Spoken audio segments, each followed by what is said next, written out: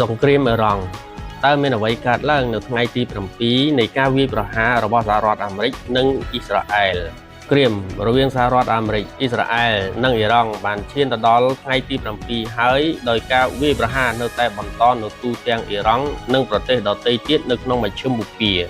យ៉ាងណាក្តីអ៊ីរ៉ង់នៅតែបន្តការវាយប្រហារដោយមីស៊ីលនិងយន្តហោះគ្មានមនុស្សបើកដែលឆ្លងកាត់ឈូងសមុទ្រខណៈទីក្រុង Washington និងទីក្រុង Tel Aviv បានអះអាងនូវយុទ្ធនាការរបស់ពួកគេដែលមានឈ្មោះកូដថា Operation Epic Fury ដែលកំពុងធ្វើឲ្យយោធាអ៊ីរ៉ង់ខូចខាតយ៉ាងដំណំមានការប៉ាន់ប្រមាណដែលចេញផ្សាយដោយមជ្ឈមណ្ឌលសម្រាប់ការសិក្សាយុទ្ធសាស្ត្រនិងអន្តរជាតិកាលពីថ្ងៃប្រហោះបានដាក់ការចំណាយទៅលើប្រតិបត្តិការ Epic Fury រយៈពេល100ម៉ោងដំបូងដែលមានចំនួនរហូតដល់ 3.7 ពាន់លានឬប្រហែល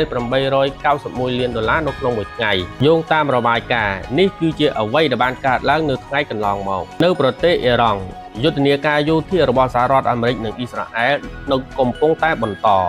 សហរដ្ឋអាមេរិកនិងអ៊ីស្រាអែលកំពុងតែបន្តការវាយប្រហារយោធារបស់ពួកគេលើប្រទេសអ៊ីរ៉ង់ដែលជាថ្ងៃទី7នៃជម្លោះយ៉ាងហោចណាស់មានមនុស្សរហូតទៅដល់ជាង1230នាក់ដែលត្រូវបានសម្លាប់នៅក្នុងប្រទេសអ៊ីរ៉ង់ចាប់តាំងពីការវាយប្រហារដែលបានចាប់ផ្ដើមកាលពីថ្ងៃសៅរ៍យោធាអ៊ីស្រាអែលបានអះអាងថាពួកគេបានសម្រេចនូវឧត្តមភាពដែនអាកាសពេញលេញដោយបញ្ជាក់ថាខ្លួនបានធ្វើការវាយប្រហារចំនួន 2500 ដងនិងការបំផ្លាញ 80% នៃប្រព័ន្ធការពារដែនអាកាសរបស់អ៊ីរ៉ង់យ៉ាងណាមិញការស្នងតំណែងជាអ្នកដឹកនាំនិងការជ្រៀតជ្រែករបស់សហរដ្ឋអាមេរិកបន្ទាប់ពីការសម្លាប់មេដឹកនាំកំពូលអាយ៉ាតូឡាអាលីខាមេនីនៅក្នុងការវាយប្រហារគ្នារវាងសហរដ្ឋអាមេរិកនិងអ៊ីស្រាអែលលើទីក្រុងតេហរ៉ង់កាលពីថ្ងៃសៅរ៍សំណួរដែលតាក់ទងនឹងការស្នងតំណែងរបស់លោកនៅតែមានរបាយការណ៍ជំវិញថាកូនប្រុសរបស់លោកគឺលោកមូតាបាខាមេនីដែលអាចចូលកាន់តំណែងបានក៏ប៉ុន្តែបើទោះបីយ៉ាងណាក៏ដោយកាលពីថ្ងៃប្រហោះប្រធានាធិបតីរបស់សហរដ្ឋអាមេរិកលោក Donald Trump បាននិយាយថាលោកមានបំណងដើរតួនាទីផ្ទាល់នៅក្នុងការជ្រើសរើសមេដឹកនាំបន្ទាប់ពីរបស់អាយ៉ាតូឡាអាលីខាមេនីដោយបានហៅលោកម៉ូចាតាបាយ៉ាងច្បាស់ថាជាជំរើសមិនអាចទទួលយកបានការកត់សម្គាល់លោកអាលីឡារីចានីលេខាធិការនៃក្រុមប្រឹក្សាសន្តិសុខជាតិជាន់ខ្ពស់របស់អ៊ីរ៉ង់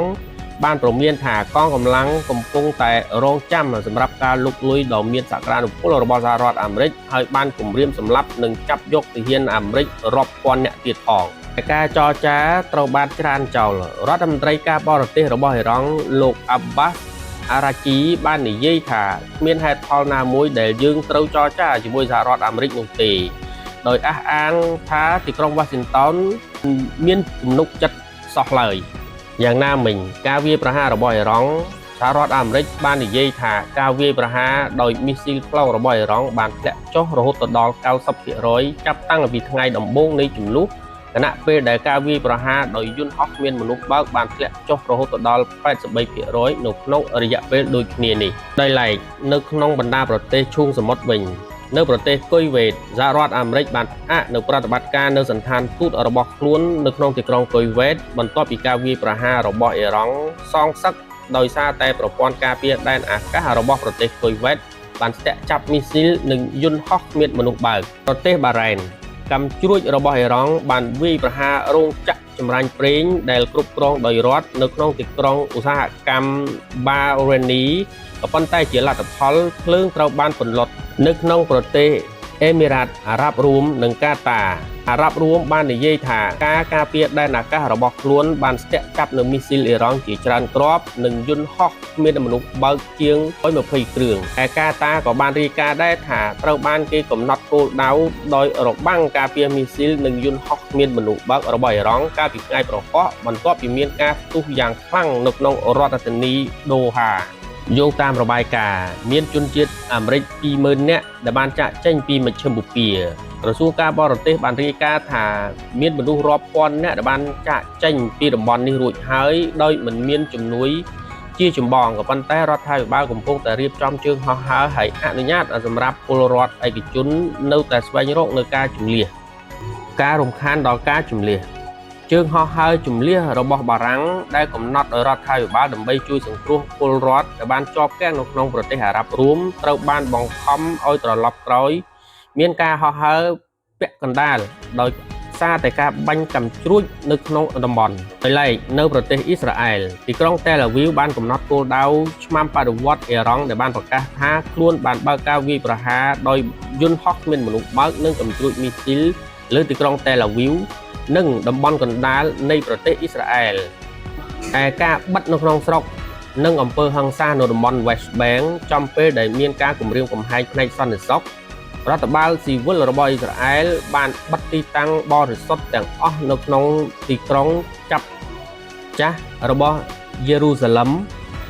ហើយបានលុបចោល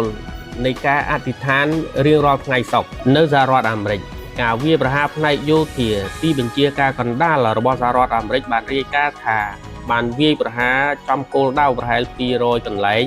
នៅក្នុងប្រទេសអ៊ីរ៉ង់ក្នុងរយៈពេល72ម៉ោងចុងក្រោយនេះហើយរួមទាំងកាំជ្រួចមីស៊ីលផ្លោងនិងនាវាកងទ័ពជើងទឹកផងដែរជាការកត់សម្គាល់លោក Donald Trump បាននិយាយថាប្រទេសអ៊ីរ៉ង់កំពុងតែត្រូវបានកំទេចមុនកាលវិភាគនិងកម្រិតដែលមនុស្សជាតិមិនធ្លាប់ឃើញពីមុនមកដោយលោកបានអះអាងថាប្រទេសនេះឥឡូវនេះគឺគ្មានកងទ័ពអាកាសគ្មានការការពារដែនអាកាសទៀតនោះទេលោកសង្កត់ធ្ងន់ថាកងទ័ពអាកាសបានបាត់បង់អស់ហើយក្នុងតំបន់អឺរ៉ុបឯណោះវិញអឺរ៉ុបកំពុងតែស្ថិតនៅក្រោមសម្ពាធរដ្ឋាភិបាលអឺរ៉ុបត្រូវបានបែងចែកជាពីររបៀបដើម្បីឆ្លើយតបទៅនឹងចំនួនដែលកំពុងតែកើតឡើងនៅមជ្ឈមបូព៌ាដោយខ្លះដាក់ពង្រាយទ្រព្យសម្បត្តិយោធាការពារគណៈពេលដែលខ្លះទៀតបានសង្កត់ធ្ងន់ទៅលើការទូតប្រភពអង់គ្លេសនិងបារាំងបានផ្លាស់ប្ដូរនៅធនធានកងទ័ពជើងទឹកនិងការការពារដែនអាកាសទៅកាន់សមុទ្រមេឌីទែរ៉ាណេខាងកើតដើម្បីជួយការពារនូវផលប្រយោជន៍សម្ព័ន្ធមិត្តរបស់ពួកគេគួរបញ្ជាក់ផងដែរថាមានការវាយប្រហារដោយយន្តហោះគ្មានមនុស្សបើកបានវាយប្រហារលើមូលដ្ឋានកងទ័ពអាកាសរបស់អង់គ្លេសនៅតំបន់ Akrotiri លើកោះមេឌីទែរ៉ាណេនៃប្រទេស Cyprus កាលពីថ្ងៃច័ន្ទមានបណ្ដាប្រទេសអឺរ៉ុបផ្សេងទៀតរួមទាំងអាល្លឺម៉ង់អៀឡង់បែលហ្សិកនិងហូឡង់រហូតមកដល់ពេលនេះបានផ្ដោតលើការឆ្លើយតបការទូតហើយមិនទាន់បានប្រកាសអំពីការដាក់ពង្រាយការប្រយុទ្ធដោយផ្ទាល់នោះទេអាសាបៃសង់ប្រទេសនេះបានបញ្ឈប់ចរាចរណ៍រថយន្តដឹកទំនិញឆ្លងកាត់ព្រំដែនជាមួយប្រទេសអ៊ីរ៉ង់ហើយកំពុងតែរៀបចំចាត់វិធានការសងសឹកអ៊ីរ៉ង់វិញបន្ទាប់ពីមានការវាយប្រហារដោយយន្តហោះគ្មានមនុស្សបើករបស់អ៊ីរ៉ង់ដែលបានធ្វើឲ្យជនស៊ីវិល4នាក់បានរងរបួស